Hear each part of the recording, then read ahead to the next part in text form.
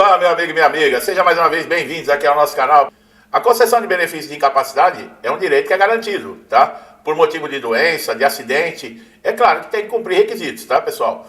Para quem fica impossibilitado de exercer as suas atividades. E nos casos em que essa incapacidade ela se torna permanente, o segurado ele pode ter direitos aí à aposentadoria por incapacidade permanente, que era anteriormente conhecida como aposentadoria por invalidez. Bom, esse benefício ele representa uma proteção, tá? Mas ele também representa muita dor de cabeça em alguns casos, né? Agora nós tivemos aí uma derrubada de veto que impede a participação tanto de aposentados por invalidez com doenças incuráveis e terminais e do benefício de prestação continuada nessas convocações em massa de pente fino que o INSS fazia, mas do outro lado temos diversos problemas aí, principalmente para quem está pedindo o benefício. Essa caracterização de incapacidade permanente, ela não se dá de uma maneira simples e automática. Quando eu falo que complica, ela depende de uma avaliação médica rigorosa feita por peritos do INSS. Aí começou o problema, que vão verificar se a doença ou a sequela impede que o segurado exerça a sua profissão ou qualquer outro tipo de profissão e se é compatível, tá? Para uma formação ou para uma nova experiência. Essa avaliação vai levar em consideração laudos médicos, exames, histórico de tratamento e também aspectos funcionais da vida cotidiana desse paciente. Isso está no papel, tá? Viu que lindo? Nossa, eu falo aqui, isso na voz lá de um jornalista, com a voz, né, bonita. Isso fica maravilhoso. Agora na prática, meu amigo, na prática não é tão lindo assim não, tá? Esse papo que vai verificar exames, que vai... Você chega na perícia muitas vezes, da maioria dos peritos, desconsidera completamente, ignora completamente, tá? Bom, entre as doenças as quais levam para aposentadoria por invalidez, eu fiz vídeo exclusivo falando sobre esse assunto. Transtornos mentais graves, como a esquizofrenia, depressão severa, doenças degenerativas como a esclerose múltipla ou Parkinson, além de condições físicas debilitantes, como sequelas de AVC. Lesões irreversíveis na coluna, olha aí, tem muito motorista aqui que me pede informação sobre isso. Perda de membros e doenças autoimunes, como o lúpus, a AIDS. Cada caso, contudo, é analisado individualmente, já que a gravidade da doença ela pode variar de uma pessoa para outra. Até aí, tudo bem. Importante ressaltar que a concessão da aposentadoria por incapacidade só ocorre quando todas as possibilidades de reabilitação profissional forem esgotadas. O INSS, por meio de seus programas, busca antes tentar reabilitar esse trabalhador para uma função compatível com a sua limitação. Quer dizer, mesmo que você ficou incapacitado, de alguma forma, o INSS vai tentar encontrar uma maneira de manter você no mercado de trabalho numa função que seja compatível com a sua incapacidade. Vamos lá, nós falamos aí, eu falei de motoristas, né? Carreteiro, ônibus, caminhão.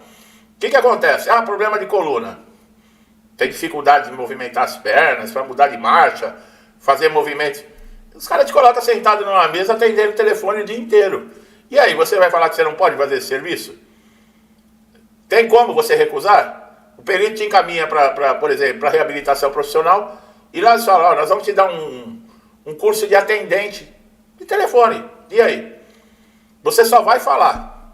Você vai pôr até aquele fonezinho de ouvido, né, que o microfone fica na boca. Você não vai precisar nem, você só vai apertar o botão para atender e apertar o botão para desligar o telefone. Você não pode falar não. Ué, você está incapacitado para a sua função, mas não está incapacitado para outra. E é assim que o INSS está tratando as incapacidades, tá, pessoal? E ainda mais que essa derrubada de veto aí agora, pedidos de incapacidade nessas avaliações, só se a pessoa tiver mesmo em estado terminal, porque se houver possibilidade realista de inserção no mercado de trabalho, eles vão até o recurso final para tentar colocar você de volta no mercado de trabalho, tá? Agora, a aposentadoria por invalidez, depois da reforma da Previdência, para quem sabe e para quem não sabe, teve mudança nos cálculos. Aí é outro problema enfrentado também, né? Porque antes da promulgação da reforma da Previdência de 2019, quem se aposentava por invalidez se aposentava praticamente quase com o salário que tinha enquanto estava na ativa. A reforma da Previdência mudou esse cálculo. Quem, por exemplo, teve um acidente de trabalho, uma doença relacionada ao trabalho, continua recebendo quase 100% lá do que recebe na ativa normalmente. Agora, um acidente doméstico, um acidente num dia de folga, um escorregão dentro de casa, um jogo de bola no final de semana, e Deus me livre, lá acontece alguma coisa, e você ficou aí com uma incapacidade total e permanente, você só vai receber, por não estar relacionado a trabalho, por não ter nada a ver com a sua atividade profissional, você só vai receber 60% daquilo que você recebia enquanto estava na ativa. Quer dizer, muita gente já não conseguia se manter recebendo 100% da ativa, né? Que mesmo a pessoa trabalhando com a sua capacidade normal, já era difícil às vezes manter um padrão de vida. Muita gente tinha que fazer bico. Imagina você tendo um acidente, cai para 60% o valor, você não tem como fazer bico, uma hora extra, alguma coisa que vai te render um dinheirinho a mais para manter o seu padrão de vida. Imagina como é que fica a situação da vida de uma pessoa assim, e incapacitado. E se você está recebendo aposentadoria por invalidez, você não pode trabalhar em outro lugar. E aí? E tem muita gente que faz o quê? Desiste da aposentadoria por invalidez e volta ao trabalho, porque não tem condições de viver com essa renda. E o que acontece? Acaba arrumando um problema de saúde, muitas vezes, gravíssimo. Porque as próprias condições. Tem gente que fala aqui que eu fico falando que eu sou do Bozo, que eu sou de direita, que eu sou isso, que eu sou aquilo. Eu estou descendo a lenha na reforma da Previdência com relação à aposentadoria por invalidez. Não tem cabimento o que foi feito. Foi necessário fazer a reforma da Previdência em 2019? Foi necessário. Ampliou aí, teve ganhos? Teve perdas? Teve. As alternativas de aposentadoria, que naquele sistema que estava com 30 anos de trabalho mulher e 35 homens, aquilo não ia se manter. Não tinha como se manter aquilo. Tinha gente que com 50 anos de idade ia estar aposentado e ia viver até os 90, só arrancando do INSS. E a quantidade de pessoas entrando para pagar essas pessoas aposentadas não estava cobrindo. Então era necessária uma reforma. Mas essa reforma que foi feita, na minha opinião, os mais prejudicados foram os aposentados por invalidez, aposentado por invalidez previdenciário, que é quando o acidente ou a doença não estão relacionados ao trabalho. Esses foram prejudicados de verdade mesmo. Agora isso está no Supremo Tribunal Federal, para ver se é constitucional, não é? Mas os caras estão mais preocupados com outras coisas, né? Os caras estão mais preocupados já com a eleição de 2026. Muitos segurados enfrentam ao longo do período a espera, também por perícia, eu já falei em outros vídeos. Isso agrava a situação. A pessoa já está prejudicada, já está completamente abalada, incapacitada e ainda tem que lidar com esse tipo de coisa. Pessoal, é revoltante, até para mim que está fazendo vídeo aqui, que faço os roteiros, que preparo o conteúdo para vocês aqui, eu me revolto, tá? É importante o reconhecimento da incapacidade permanente, mas não significa necessariamente que o trabalhador, que esse segurado, ele vai viver com dignidade. Os recursos corretos, acompanhamento médico contínuo, suporte familiar. Muitas pessoas têm que adaptar uma nova rotina de vida, manter uma qualidade de vida que não tinha, tem que diminuir o padrão. É o que eu estava falando com relação à diminuição aí do recebimento. O INSS, por sua vez, diz que está investindo em digitalização, em inteligência artificial, em cruzamento de dados para aprimorar o sistema, para dar mais agilidade, que assim o segurado não precisa recorrer à justiça, que os resultados das perícias do INSS seriam mais confiáveis. Mas não é a inteligência artificial que vai fazer isso. E não é a digitalização que vai fazer isso. Para o resultado das perícias do INSS terem credibilidade, é preciso você colocar peritos humanos, peritos com vergonha na cara, peritos que, tenham consciência do papel deles perante aí aos segurados. Ele não está brincando com produtos de fabricação em massa, ele está lidando com pessoas. Então não adianta. O problema das perícias não é a digitalização, a inteligência artificial, o cruzamento de dados. O problema das perícias do INSS é o perito, que não examina, que não ouve o que o segurado tem a dizer com relação à sua saúde, seu estado clínico, não olha a documentação que esse segurado traz, fazem tanta exigência que é necessário, documentação, que é isso, que é aquilo, e o perito ignora na cara dura. Não olha nem na cara do segurado, não olha a documentação, não olha nada. E o segurado se revolta. E eu falo, não, mas com relação à documentação, não é trabalho perdido, porque o perito lá da justiça vai olhar. E o juiz também vai olhar. Mas é o absurdo, a falta de respeito. Entendeu? Eu não estou generalizando que é todos os peritos, mas uma grande maioria. Que desfazem mesmo, desrespeitam o segurado, humilham o segurado. E eu já dei os canais aqui para segurado. Você está com todos os requisitos que demonstram a sua incapacidade, que você tem direito ao benefício. O perito te humilhar, o perito te desrespeitar, chama a polícia. Chame a polícia, faça um boletim de ocorrência. O perito ele vai ter que se identificar. O nome dele, o CPF dele. Pega o CPF, o nome do perito, entrega na mão do advogado. É claro que você tem que ter testemunhas, tá? Tem que ter testemunhas.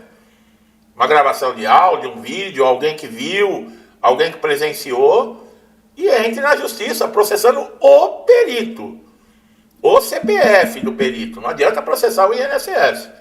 O INSS você vai morrer e não vai acontecer nada. O INSS não paga a multa que a justiça estipula, vai pagar você? Entendeu? Os processos têm que ir para cima do CPF do perito. Tem gente que me pergunta, mas como é que eu vou conseguir o CPF? Eu estou mostrando para vocês. E já teve segurado aqui, e eu já falo isso há um bom tempo. Já teve segurado aqui no canal, que falou para mim, eu fiz o que você falou, chamei a polícia e fiz o boletim de ocorrência, estou processando o perito. E isso, o supervisor da agência do INSS, a análise tem prazo, não tem? 45 dias, pode se prorrogar por mais 45 90 dias, você sem pagamento, sem ter o que comer dentro da sua casa. Se você tem como comprovar que o INSS está sendo negligente com relação a isso, chame a polícia para o supervisor da agência. Quem está na agência é responsável pelo que acontece ali. Existe uma supervisão na agência. Por que não está sendo feita?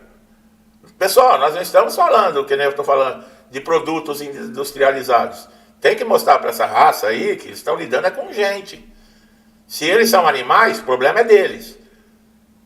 Você é incapacitado, você é doente, você é acidentado, você é gente, você é uma pessoa, você merece respeito.